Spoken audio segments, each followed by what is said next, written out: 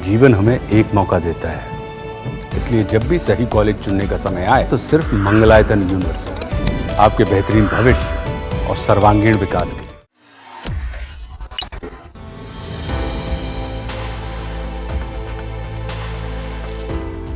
हाल ही में अमेरिका द्वारा भारत के कुछ उत्पादों पर 25% अतिरिक्त टैरिफ लगाने की घोषणा के बाद भारत अमेरिका के व्यापारिक संबंधों में हल्का तनाव महसूस किया गया।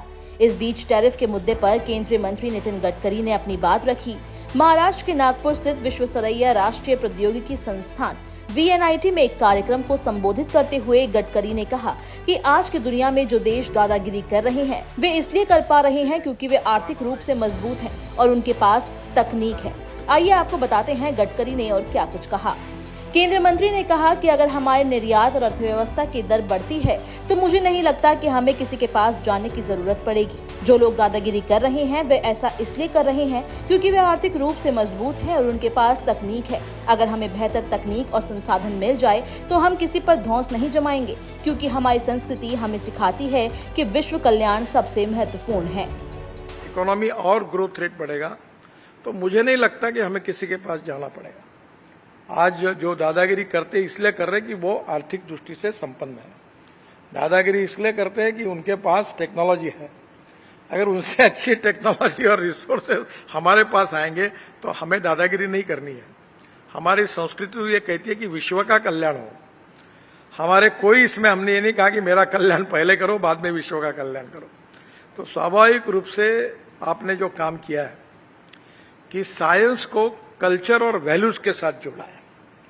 हमें एप्रोप्रिएट परफेक्ट साइंस भी चाहिए, पर विदाउट कल्चर एंड वैल्यूज फिर उसका जो भावार्थ है, जिसका जो उद्दिष्ट है, उसको कोई मतलब नहीं होगा।